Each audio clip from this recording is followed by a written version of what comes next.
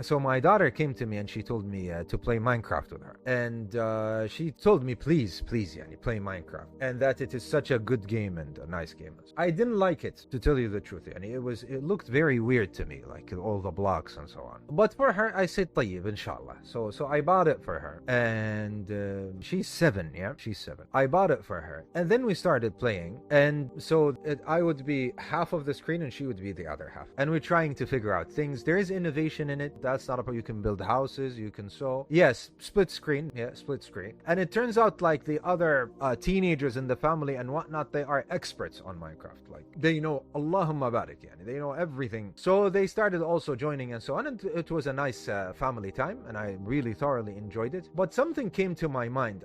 This is like a separate benefit, just a separate benefit, that a lot of the brothers, they were asking me about things that are forbidden in this game. And since, we slayed the dragon and did everything right, I didn't see something that is forbidden in the game. There is just pigs. You don't have to kill them, right? So you can there are cows, there are sheep, all of that. You can make a farm out of that. So why are people, first of all, they get upset when it comes to pigs and so on. And the second thing is, why are they digging way too deep and doing tanattu? There is a world called the Nether, and there is a world called the End. And okay, we went through all of these. There is nothing in there that I saw on the screen that was telling me that this is some kind of forbidden thing. Was there? It has to do with the hereafter, or that this is hell.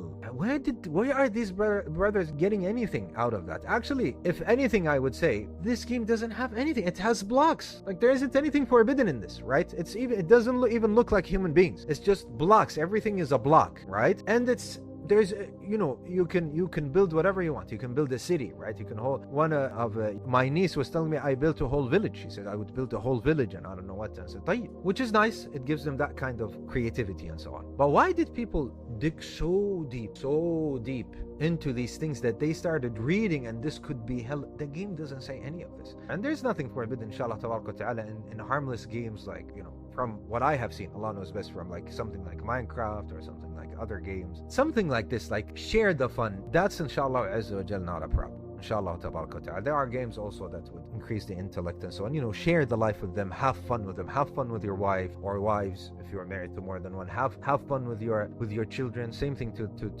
with your brothers, with your family. Same thing with the wives, with their spouses and their families and so on. Inshallah azza wa jal. What is wrong with that? There's nothing wrong.